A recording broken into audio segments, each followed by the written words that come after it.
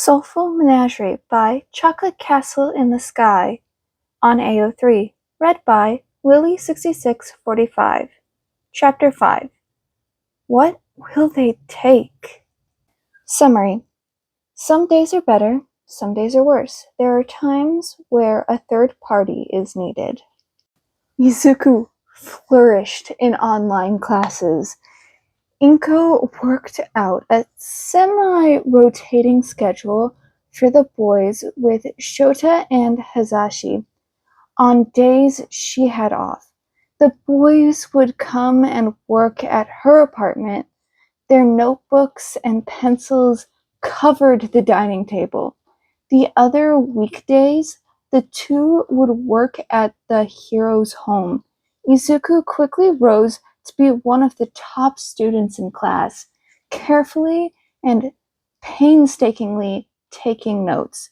He'd tried to explain his method to his best friend, but it didn't seem to stick with the taller one. Hazashi came home from shadowing a teacher at UA and saw his husband crouching next to the coffee table, meticulously demonstrating how to work through a particularly complex math problem to Izuku. The future teacher paused to watch how his husband prompted the boy to explain his thought process for each step of the equation and ruffled his green curls in encouragement when the boy was able to do a problem entirely on his own. The underground hero then turned to assist his son with his classwork, only to wince and call out to the blonde. English was never my strong suit. However, your papa has always been really good at it. That's right. The man shot them finger guns with a lopsided grin while strolling into the living room. I've taken a few trips to America even. He kissed his husband as they swapped roles and took his position at the kid's side.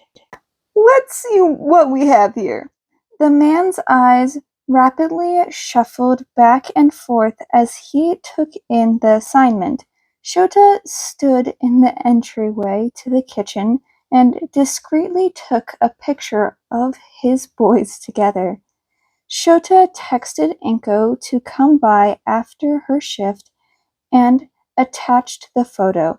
When he got a positive reply, he set about preparing for dinner. Izuku slipped away from the English practice and silently began to help his soul parent with chopping vegetables. While the amount of time the two families had spent together, the boy had started to think of Hazashi as his brother and Shota as his father. He felt guilty that he didn't have a neat way to fit Hazashi into this box. He suspected it was that he still had the occasional urge to fanboy over the man. Dinner was delicious and filled with laughter. Inko and Hazashi had become quick friends and were both extroverted enough to carry the entire group. Still, Izuku was a frequent contributor, and even the two introverts of the group would make remarks when it fit. It was as the two chatty adults did dishes that Inko shared her idea. You know, we have monthly lunches with the Bakugos at a park. Why don't you all join us next time? It's a nice way for the boys to get some energy out and to be around more adults who understand what it's like to have a boy at this age. I'd have to talk with Shota, but that could be nice. I do worry about how much time indoors the boys spend, even though they're active and all. Inko turned off the tap and with the absence of the running water, she was able to hear her sweet boys giggling over something or other. Hasashi noticed where her attention was drawn and smiled. It was truly a heartwarming sound. Inko became Hasashi's confidant. Their friendship had grown strong enough to spawn each other's soul marks. The blonde was slowly taking on more responsibilities at UA. It was a delicate balancing act, managing 3 jobs and parenthood. Inko would listen and empathize. She understood the challenges the man faced from when Izuku was little. Izuku was observant. He had to be. Vigilance is what kept him alive when the bullies were at their worst. It's because of this that he noticed Shota's slight shift in behavior. He didn't mention it to anyone. He wanted to investigate first, or see if it became worse. His attention on his schoolwork wavered when at the Aizawa Yamada household. His focus was on the way the underground hero acted. He wasn't the only one whose attention was out of balance. The man in question would occasionally zone out. Izuku worried at his lip while he tried to take science notes. Every few sentences his eyes would dart to his soul father. Hitoshi seemed oblivious to both of them, his entire focus devoted to the history assignment he was working on. Izuku carefully ripped out a sheet of paper and scribbled an encouraging note for Aizawa. When he took a bathroom break, he slipped it into the adult's bedroom and placed it on his side table. Maybe that would help lift the mood of the only father figure he had. This settled in the back of his mind, lingering as he finished up his daily work, and even longer when his mother picked him up with a smile and forehead kiss for Hitoshi. Izuku didn't get a text of acknowledgement until the next night. Shota glanced at his phone after Hitoshi went to his room for the night. Tech issue. Won't be home until really late. He tossed the phone onto the couch without responding. He began to clean the living room, making sure to sweep and dust. Hitoshi and Izuku always made sure it wasn't a wreck at the end of their school sessions, but the chores would get neglected by the parents. Shota carefully dusted off the picture from his wedding day that the couple had put on display, fingers trailing over the 2 figures whose foreheads pressed together in the setting sun. It felt like a lifetime ago, even though it had only been a few years. Shoving the thought down, Shota opened his laptop to work on investigative piece that he'd been requested to help with from the Night Eye Agency. The man excelled at gathering information, but there were benefits of being underground when it came to things like this. He didn't register the hours passing or falling asleep on the couch. When Hitoshi woke him in the morning, the only sign his husband had been home at all was a mug drying on the countertop. Shota checked his phone for any notifications, but it was as empty as usual. He buried down his emotions and made breakfast for his quiet son. The 2 families joined the Bakugo family at a nearby park the following Sunday. The blonde teen was conspicuously peeved about being forced to spend time around the other 2, especially when they made no move to include him. Sparks crackled out of his palms as the scrawnier boys scrambled up trees to relax in the shade of the leaves. Stupid, pretentious nerds. Katsuki aimed a kick at the base of the trunk of the tree Izuku had climbed. Shota laid out across the picnic blanket while Matsuru and Inko caught up on the last couple of weeks. Mitsuki had her phone out responding to work emails even though it was supposed to be her day off. Shota resisted the urge to nap, one ear out for the problem children.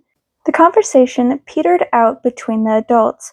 The quiet had Shota frowning.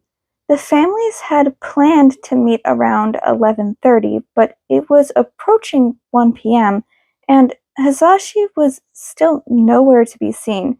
Shota sat up and shielded his eyes from the sun to check his phone, but the only notification was that Namuri had posted a new video to her personal Instagram. He let his head fall into his hands.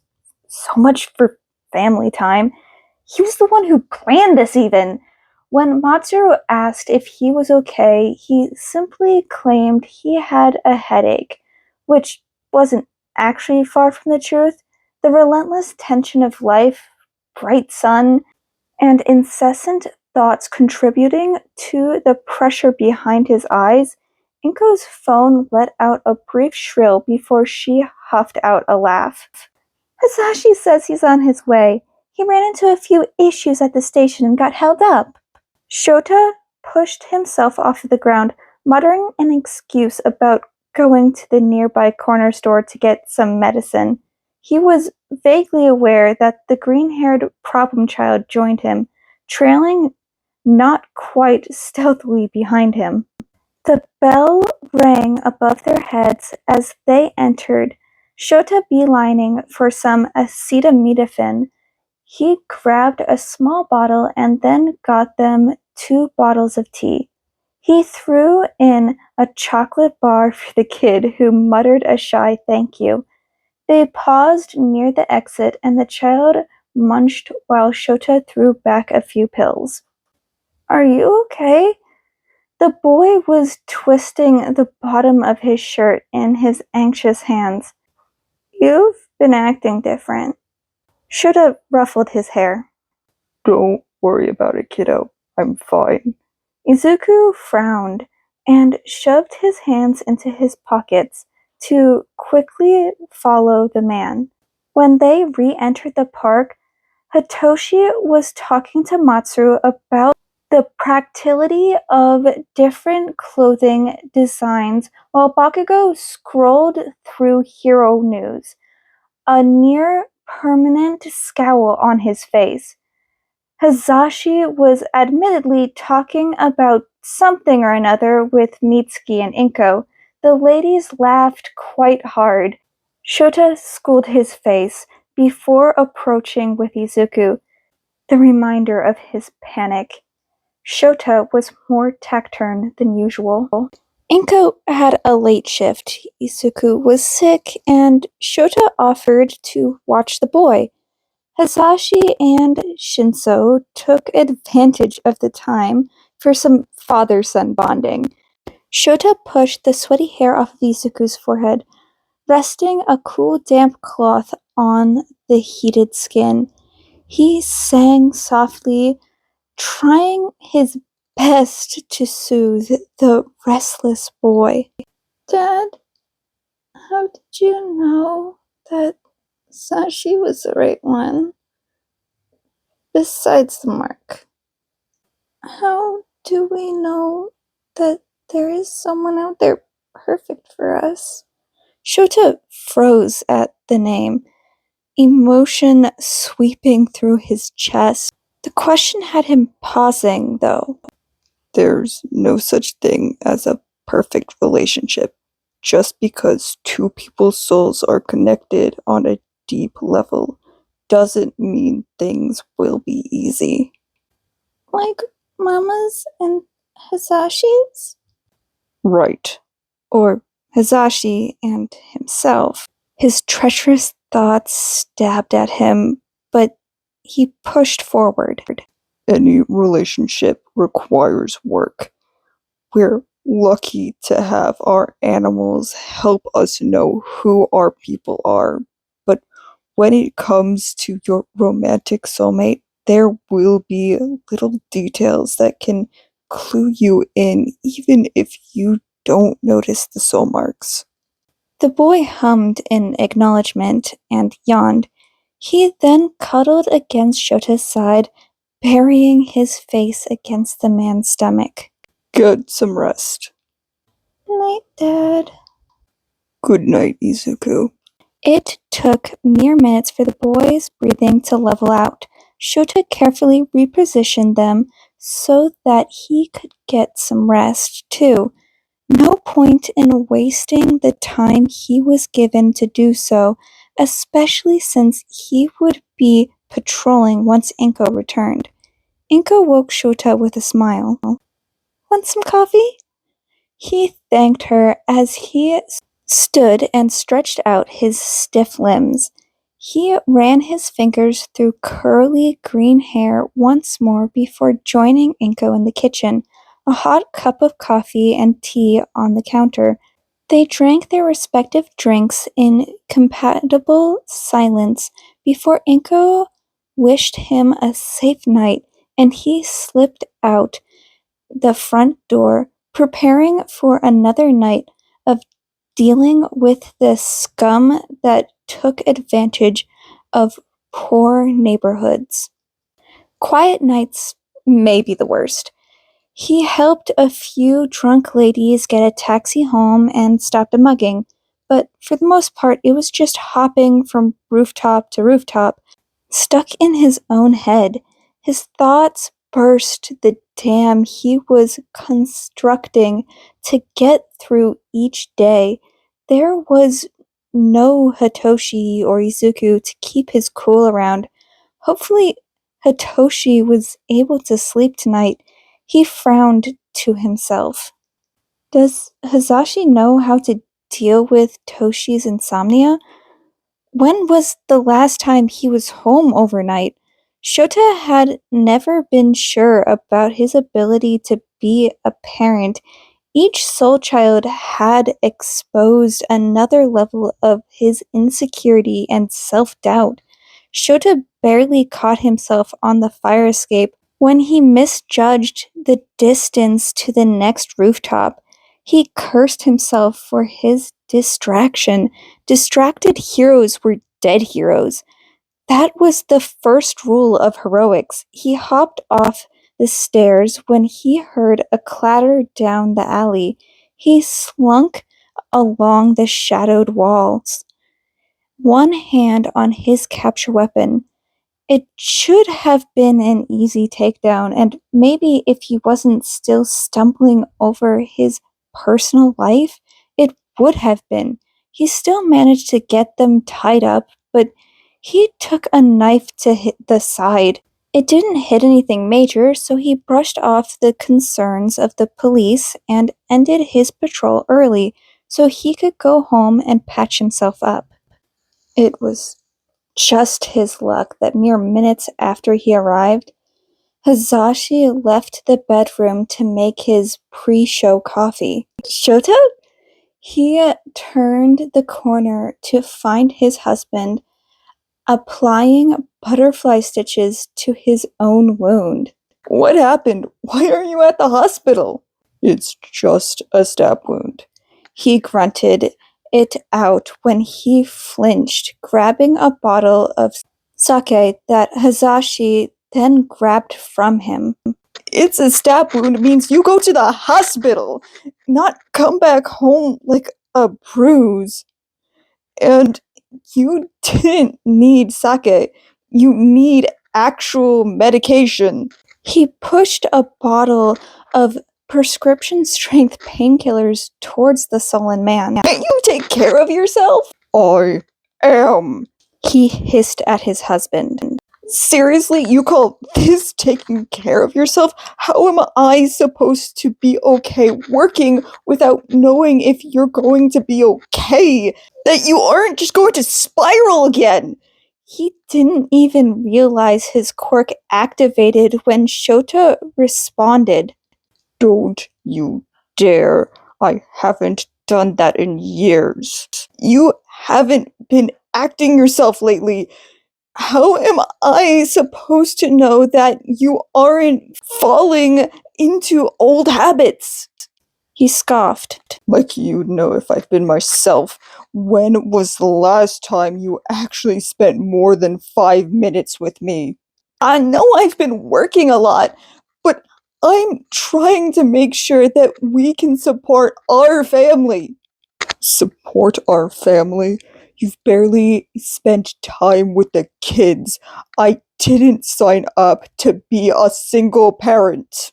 Kids? Last I checked, we only have one.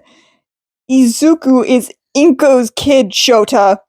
I'm still his sole parent. I still have a responsibility for him.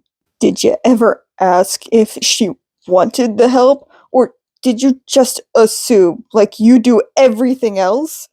He ran a hand through his hair. I don't have time for this. I'm running late already. Sorry, I paused my schedule to make sure my husband is okay.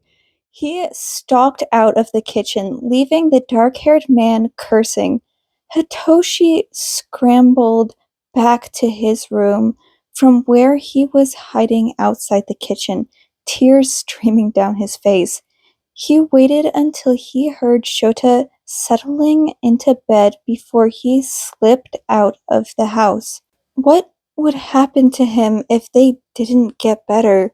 He carefully moved through the dark streets to a vaguely familiar neighborhood, climbing into the treehouse and crawling up in the blanket nest that Dabi had left behind. Hasashi sighed over his cooling tea, forehead pressed against the palm of his hand. He had music cued for the next half hour. Normally, he would take this time to do something productive, but he just kept replaying the fight he'd had with Shota in his head. They didn't fight a lot, but when they did, they were violent. He hated it. He knew he wasn't being the best partner lately. The man let out a deep sigh and slumped against the table. The clock slowly ticked forward, the end of his shift. His shift as a DJ, anyway. It would give him around an hour and a half to nap and get ready for shadowing at UA, then a brief break before a short patrol shift. Maybe Shota had a point about me never being home. Speak of the devil, Hasashi mumbled in English as his husband's ringtone pierced the air. Show? He's gone. Hasashi sat up straight in his chair. His husband rarely sounded panicked. What? Hitoshi. Zashi, he didn't come down for breakfast like usual, so I went to his room. Maybe he had a rough night's sleep or caught whatever Izuku had. He heard the rough voice break. He wasn't there, Hazashi. I can't find him anywhere. Okay, I'm on my way home. Hasashi motioned for his assistant to take over and started texting Nezu about missing the day. He rushed out of the building and booked it to the apartment, discovering his frantic husband panicking. Shota! He gently pulled the man into his arms, barely mindful of the man's injury. We'll find him. I called Inko and she and Izuku haven't heard from him. Okay, that crosses their place off the list. He froze. You don't think he went back? Shota frowned. That's really not safe for him, Zashi. If he did, he could be in real danger. Let's go get him then. The couple couldn't get to their destination without stopping a few crimes along the way, much to their disdain. Eventually, they arrived at the base of an old tree. This is where he was staying? Hazashi's heart broke at the wooden structure. I think it'll only support one of us. He froze. You'd probably go. Hazashi's hand rested on the man's shoulder. We'll talk more later, but you were right about a few things last night, and you two are closer. Shota nodded and climbed into the treehouse, wincing when his stitches twinged from the effort. Shota saw a small lump in the blankets in the corner of the shelter that he regularly stocked with snacks and healthy supplies. Hitoshi? His voice was soft, like he was speaking to a stray kitten. Hitoshi sat up and pulled a blanket around him. Dad?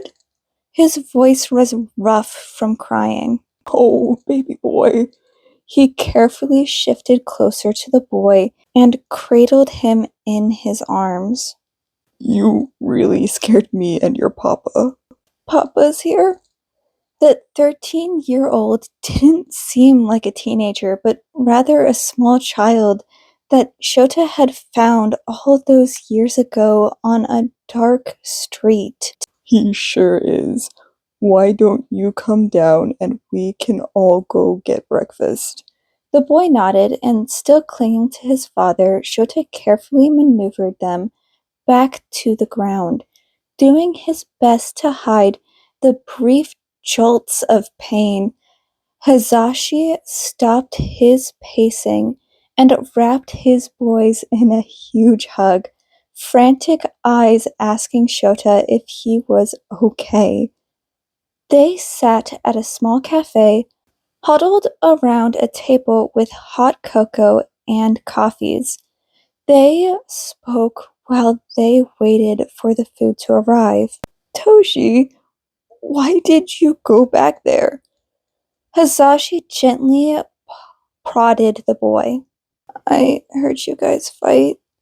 He wrapped his arms around himself, and the adults made guilty eye contact over his head. I was scared that you two would leave, and then I wouldn't have a family anymore. Hitoshi, sometimes people fight, and it doesn't mean that they don't love each other. And it definitely doesn't mean that we wouldn't stay together as a family. We will always be your dads, Hitoshi. Both of them held the boy's hands. He gave them a wobbly smile. Their silence didn't last long.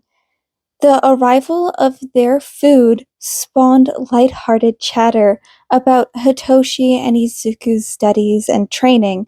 They were in the most advanced gymnastics classes and been doing self-defense with Shota and Hazashi for over a year and had started endurance training. The UA entrance exams were in sight, though still over a year away. After brunch, the trio returned home. Hitoshi took a warm shower and fell asleep to cartoons on the television. The couple sat at the kitchen table, talking in hushed voices. I think we should look into therapy. Shota was the one to broach the subject, though he didn't make eye contact with his husband while doing so. I think you're right. Hazashi sighed. I can ask Hound Dog for some recommendations for therapists that work with heroes. This wasn't the first time that Yamada and Aizawa had gone to therapy, but it was the first time going together. Their counselor, Minami Yuna, was a kind woman that gave them homework before their first appointment. Individually, develop a list of 5 goals or issues for therapy. Minami was an unassuming woman, but the two heroes knew better. According to Hound Dog, she was a retired pro hero who opted to go into her current field to help other pros. While she specialized in PTSD, she also focused on relationships, an area that many pro heroes struggled with due to inadequate work-life balance or paranoia. In her office, Hazashi anxiously shifted in his seat, crossing and uncrossing his legs as the doctor compared their lists. You two have similar lists, although worded differently. It seems we still have several issues to address in our session, and to be honest, she paused, looking at them over the papers she held. I suspect we're going to need to dig up some past trauma as a possible root cause for at least some of these issues. That is something we will address in our individual sessions as well as couple sessions. She gave them a moment to absorb what she said, putting the papers into her notebook.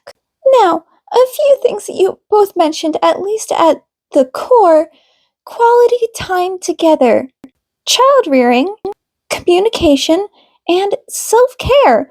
So, for now, we will have these 4 topics as our main items to address. Shota glanced at his partner with guilt, his fists tightening on his pant legs.